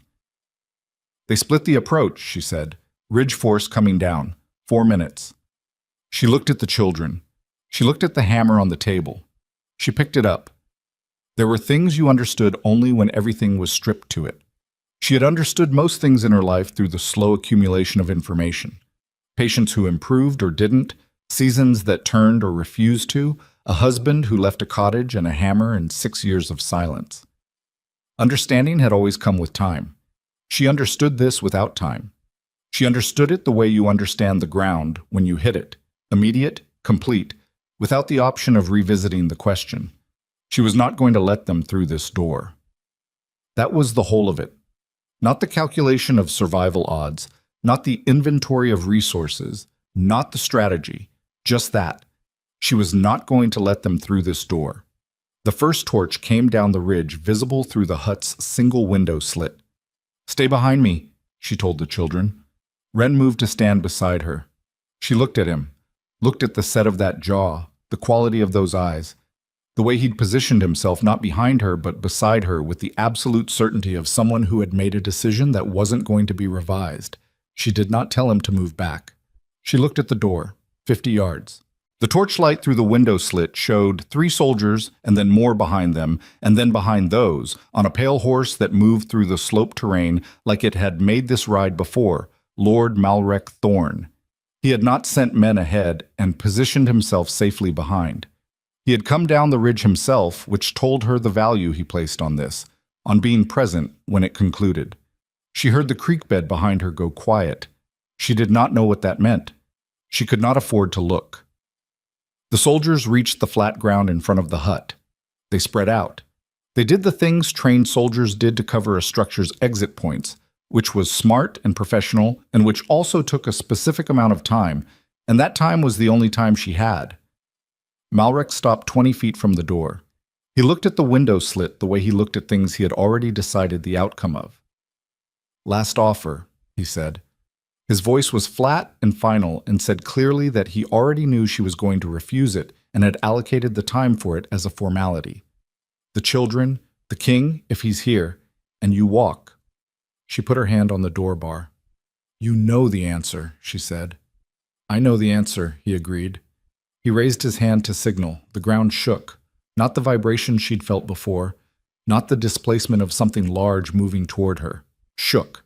A single concussive impact that sent snow sliding off the hut roof and put a hairline crack through the window slit's frame. Malrek's horse went sideways, and he held it with the horsemanship of a man who'd been doing it 40 years, and still it took him 3 full seconds to bring it straight. In those 3 seconds, the night behind him turned an entirely different color. She had never seen Vaelor run. She had seen him walk through a yard full of armed men, and she had seen him rise from the snow, and she had seen him in the torchlight of the creek bed, but she had not seen him run, and now she did, and the sight of it rearranged something fundamental about the scale of the world she was standing in. He came off the ridge at the north end of the slope at full extension, the black of him absorbing the torchlight rather than reflecting it. And the sound he made at full velocity was not a sound she had a comparison for, except that it resolved every other sound in the immediate vicinity into silence by simple displacement.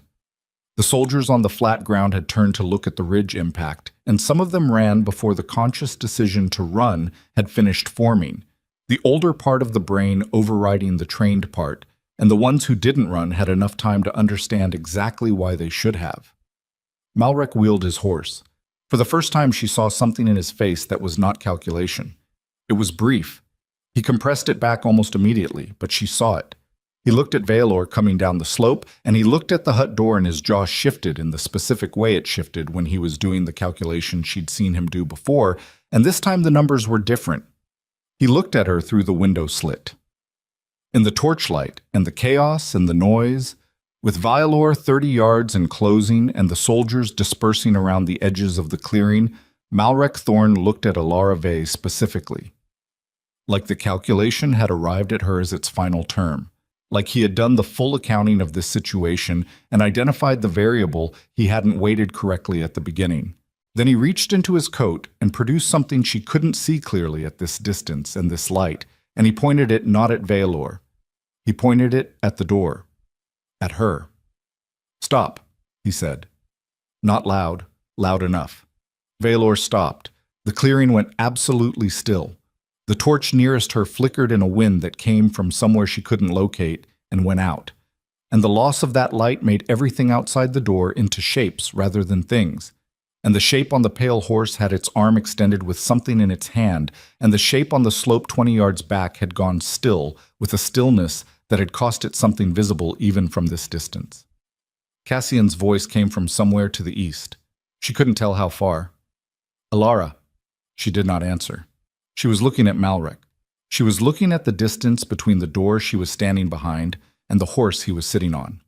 40 feet. She had thrown a blacksmith hammer before at shorter range and known the result. She did not know this range. She had never needed to know this range. She did not know if what he was holding was loaded or functional or a calculation tool rather than a weapon. A piece of theater designed to produce exactly this stillness, this frozen moment where Valor couldn't move without risk to her, and she couldn't move without giving him the target. And Cassian, wherever he was east of them, was held by the same equation. She had one hammer, one position, one angle from the door that gave her the throw she'd need. She had the children at her back, and a king 20 yards up the slope holding himself still at a cost she could see from 40 feet away, and a guardian somewhere in the dark, and 6 months of a life she'd built around the idea that sufficient was enough, and one clear and complete understanding that it wasn't anymore. Malrek looked at her over his extended arm. She looked back. She put her hand on the door bar. She opened the door. Not because she had a clear plan, because the alternative was waiting for him to define the terms, and she had made a decision in the ore hut that she was done letting other people define the terms. And that decision did not have an exception clause for the moments when it was hardest to honor. The cold air hit her full in the face, and she walked out of the hut into the torchlight with Aldrich's hammer at her side. And she did not look at Valor on the slope behind her, because if she looked at him, she would factor him into the calculation, and the calculation had to be clean right now. She looked at Malrek, 40 feet, his arms still extended, the pale horse standing with the specific tension of an animal that understood it was in a situation and was waiting for resolution. "You're going to lower that," she said. "I'm not," he said. "You are." She kept walking, 35 feet. "Because what you're holding that at is a woman who has been keeping 5 children alive in a frontier hut for 6 months with goat milk and botanical compounds and a blacksmith's hammer. And if you pull that trigger, you will be the man who did that, in front of your own soldiers." She did not stop walking. Some of those soldiers are going to have to live with that, and men who have to live with certain things stop being reliable. Something moved in his face.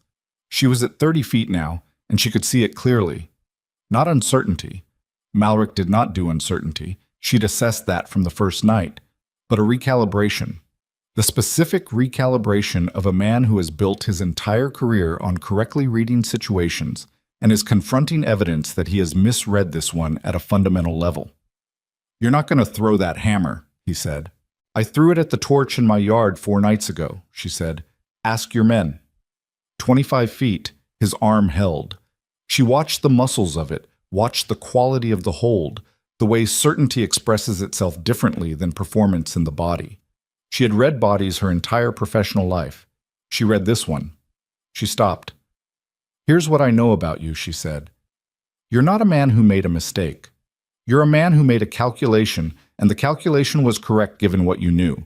You didn't know what was in that cottage. You didn't know what I was." She looked at him steadily. "Now you know. And you're doing another calculation right now, and the number it's coming up with is not the number you came down that ridge expecting." The clearing was very quiet. Whatever was happening at its edges, whatever the soldiers were doing in the dark beyond the torchlight, the center of it had compressed to this, the space between her and the pale horse, and the extended arm, and the hammer at her side. "The children go with the council," Malrek said. "The children go with their father. Their father is a compromised king who ran from his own capital. Their father came through the Grey Mark with a poison in him that would have killed most men in 3 days. He came here for them." Her voice did not rise. She had never needed to raise her voice to make something land. "You want to talk about what a king is? That's what a king is." His jaw shifted. You're a frontier healer. Yes, she said, and I'm the person standing between you and 5 children, which makes me the most relevant person in this clearing right now. The arm lowered. Not all the way. Not a surrender. A degree. The degree of a man who was revising in real time and hadn't finished the revision. It was enough. She threw the hammer. Not at him. At the weapon in his hand, the way she'd thrown it at the torch on the first night.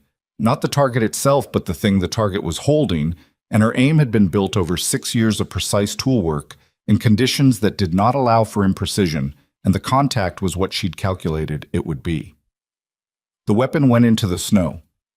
Malrek's horse went sideways. He held it. Of course he held it.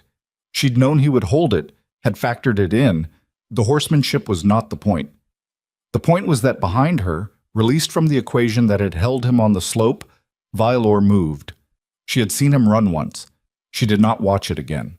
She turned back to the hut door and she went inside to the children, and she put her body between them and the door, and she stayed there while the clearing outside resolved itself. It took 11 minutes. She counted them by her breathing. When Cassian came to the door, his face told her what she needed to know before he said anything. He was holding his side with one hand, and his face was doing the controlled neutral of a man managing significant pain, but underneath it was something that had relaxed out of a tension she hadn't fully understood.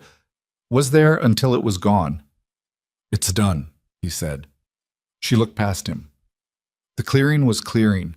Soldiers who were still capable of it were moving south, the organized retreat of men who had been given the option to leave and had taken it. 2 torches remained. In the light of them, 20 yards out, Vaelor stood in his human form with his back to her, looking at the ground near the pale horse. The pale horse was riderless. She walked out. She did not ask Cassian what had happened. She did not need to. She looked at the ground near the pale horse, and she looked at Vaelor's back, and she filed what she understood, which was enough, and she let the rest stay where it was. She walked to Vaelor and stood beside him and did not speak. He looked at the ground for a moment longer.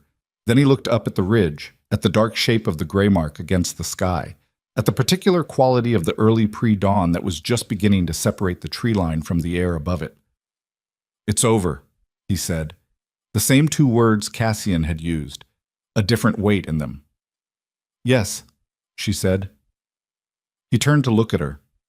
The hollows under his eyes were still deep. The poison was still in him, the armistice still holding, the frostbark still doing its uncertain work. He looked like a man who had expended things he wasn't going to get back immediately and knew it and was at peace with the accounting. "You walked out of that door," he said. "I did." "You knew what you were doing." "I knew what I was doing," she said. "I didn't know what was going to happen. Those are different things." He looked at her with those gold eyes in the pre-dawn half-dark, and she looked back, and neither of them said anything for a moment, because the moment had enough in it already, and adding to it would have been imprecise. "We need to get you back inside," she said. "You've been in the shift twice tonight, and the poison responds to that. I need to check your markers and adjust the preparation." "Always the healer," he said. It was not a criticism. It had the texture of something being recognized. "That's what I am," she said. "That's one of the things you are," he said. She did not answer that. She turned back toward the hut. The weeks that followed were the slowest she'd lived since the first year after Aldrich. Slow in the specific way that recovery is slow, not empty, not idle, but measured by a different clock than the one she'd been running on since the first child arrived. They stayed in the hut through the immediate danger, 4 days, while Cassian sent word through channels he trusted more carefully this time, channels he chose with the specific caution of a man who had learned the cost of misplaced trust in a way that didn't need repetition. The loyal houses came. Not all of them. Some had been destroyed, some had been turned, some were waiting to see how the numbers looked before they committed to a direction. But enough. The word traveled ahead of the support, the way important words do. And what it said was that the king was alive and the heirs were alive, and the woman who had kept them that way had walked out of a frontier hut at midnight and thrown a blacksmith hammer at the High Warden's weapon hand. She found out about the stories later. She was not comfortable with them. She filed the discomfort and moved on because there was too much else to manage. Vaelor's recovery was the primary management problem. The Frostbark armistice held, but holding was not the same as healing, and the reversal compound remained in the capital, which remained the problem it had always been. She worked with what she had. She extended what she knew, pushed the boundaries of her own knowledge in the specific direction the problem required, and she sat with Valor in the evenings when the children were asleep, and they talked about the Empire, about what it had been and what it had become, about the houses and the politics and the texture of power in a system that had been quietly consuming itself for years. He asked her questions she didn't expect, not about the children, not about the medical situation, but about her, about the cottage, about Aldrich, about why she'd stayed on the frontier after the lung sickness took him instead of going back to wherever she'd come from. There wasn't a wherever to go back to, she said. They were sitting by the hut's hearth, the fire low, the children in their configuration on the other side of the room. The cottage was where I'd built what I needed. Going somewhere else would have meant starting over from nothing. You were alone. I was solvent, she said. Those aren't the same thing. He looked at the fire. I've been a king since I was 19. There are things I understand about ruling that I understand better than most people will ever have the context to understand. He paused. And there are things I've gotten completely wrong. She waited. The High Council, he said. I knew there was erosion. I knew the houses were restless. I thought managing it was something I could do incrementally, the way you manage a long illness. He looked at his hands. I was wrong about the pace. I was wrong about how far it had gone. He let out a breath. 5 children who nearly died because I was wrong about the pace. She looked at him. At the way he was holding that, the specific posture of it, not the performance of accountability, but the actual weight. Most people in her experience could not sit with their failures the way he was sitting with this one, without softening the edges, without constructing explanations that redistributed the responsibility. He had a king's capacity for absorbing certain kinds of pain, and what he was doing right now was absorbing this one fully and without reduction. You got them out, she said.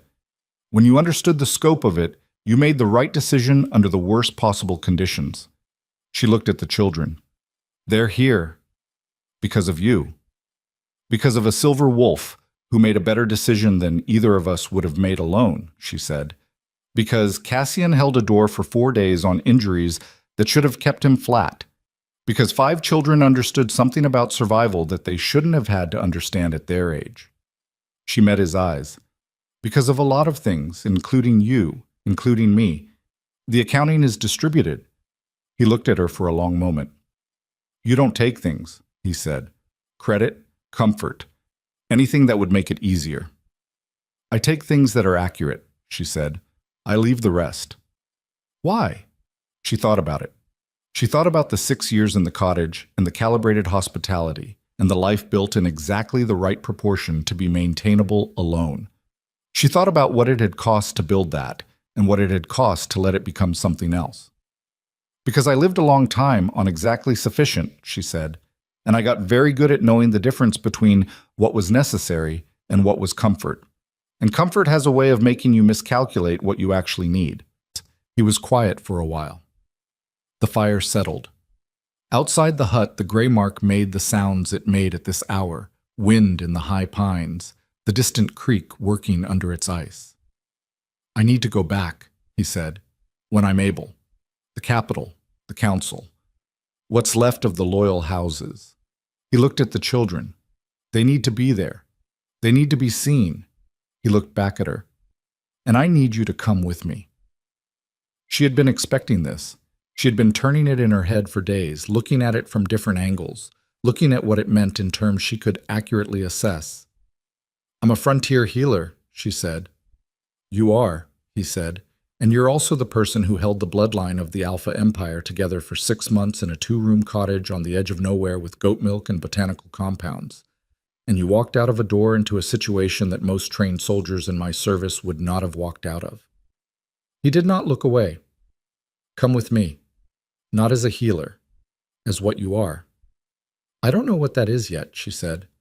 Neither do I, he said. But I know I want to find out. She looked at the fire for a moment. She looked at the children, Ren's jaw loose in sleep, Pell's hand pressed flat against the floor, even unconscious, the other 3 in their configuration. She looked at Aldrich's hammer where she'd leaned it against the wall when they'd moved the children in, its iron head dark and familiar, and weighted in the specific way of tools built for precision. She looked at Valor.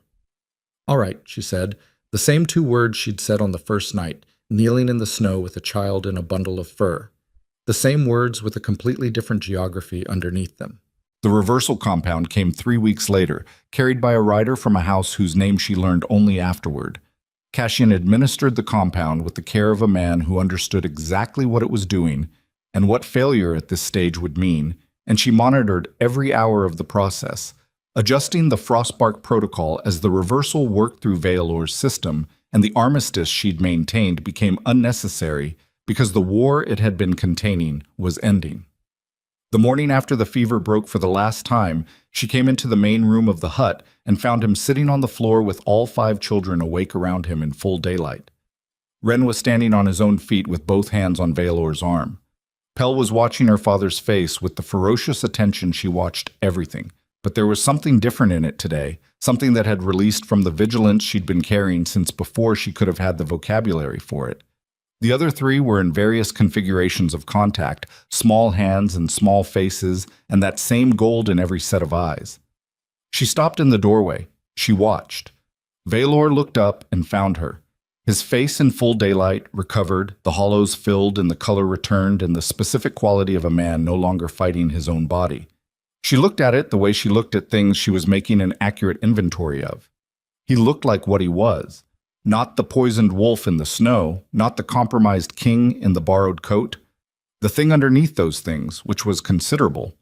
He held her gaze for a moment, and then he inclined his head, which was not a bow and not a gesture of deference. It was something more specific than either. An acknowledgement between 2 people who have stood in the same fire and come out knowing things about each other that cannot be unknown. She inclined hers in return. She went to make the morning preparation. They traveled south when the roads permitted. The party that arrived at the capital 3 weeks later was not what anyone there had been prepared for. Not the triumphant return of a king with an army at his back. Something stranger and more durable than that. A king visibly recovered with 5 children who walked in a configuration that suggested they had never in their lives needed to be told how to move through a space. A royal guardian whose injuries were healing with the specific pace of injuries that had been correctly treated, and a woman in frontier clothes carrying a healer's bag and a blacksmith's hammer who walked beside the king as an equal, not behind, not before, and who looked at the assembled faces of the council chamber with the same complete inventory she brought to everything. The loyal houses had come. Enough of them. The faces of the High Council that remained were the faces of people who had been waiting for 3 months to see how the arithmetic resolved, and the arithmetic was resolving, here, in front of them, in a form they hadn't predicted. Valor stood before the assembled chamber, and he did not perform the authority. He simply had it, the way you have things that were never external to begin with. He looked at the council members, and he looked at the House representatives, and he looked at the faces of the people who had sworn oaths to a bloodline and had spent 3 months watching those oaths get tested. This empire has been bleeding from the inside, he said.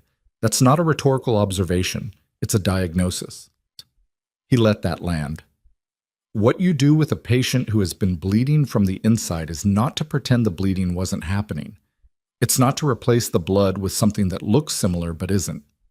You address the source, you close the wound, and then you do the slow and unglamorous work of recovery. He looked at his children. These are the heirs of this bloodline. They are alive because of circumstances that should never have been required. What was required of them to survive should not be something we ask children to do. His voice had not risen. It was more effective for that. What was required of the people who protected them should not have been necessary.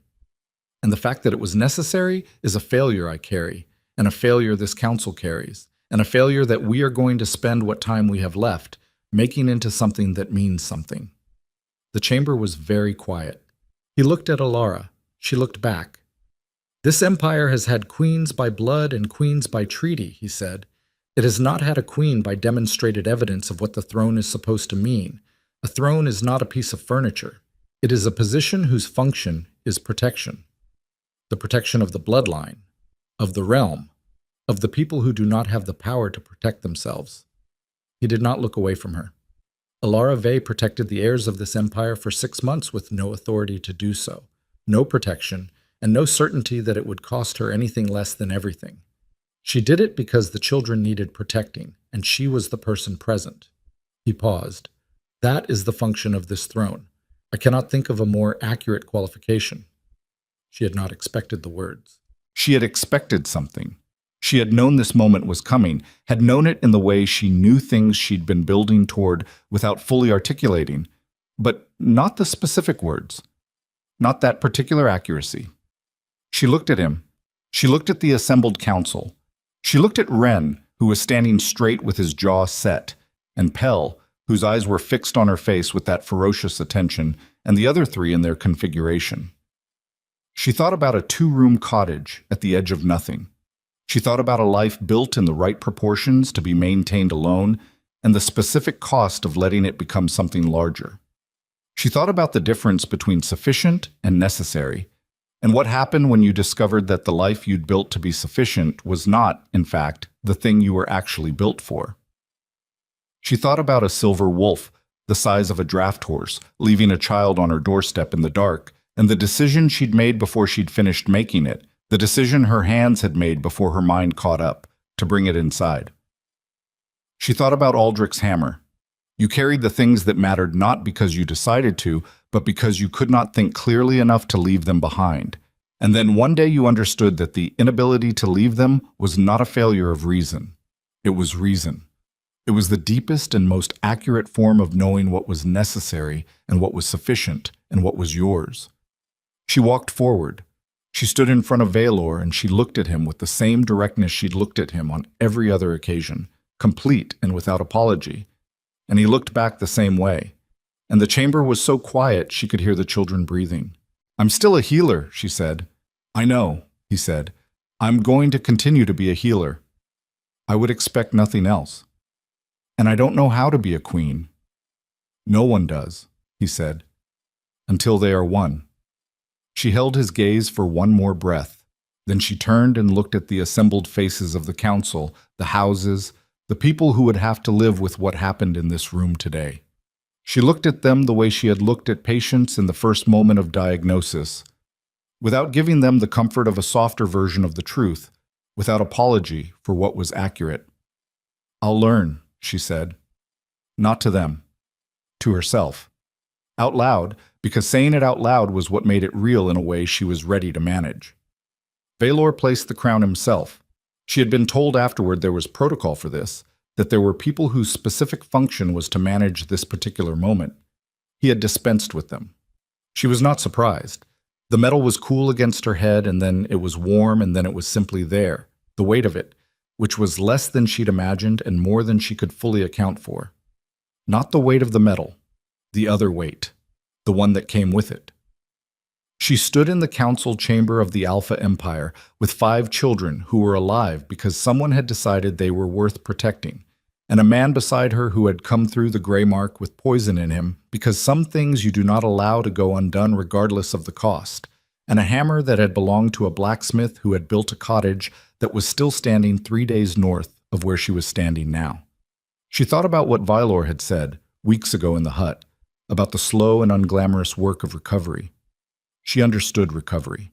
She had administered it more times than she could number, in conditions that did not allow for delay or drama, and she knew what it required. It required honesty about the damage. It required consistency of effort over time. It required the willingness to look at the wound clearly and address it rather than manage the appearance of it.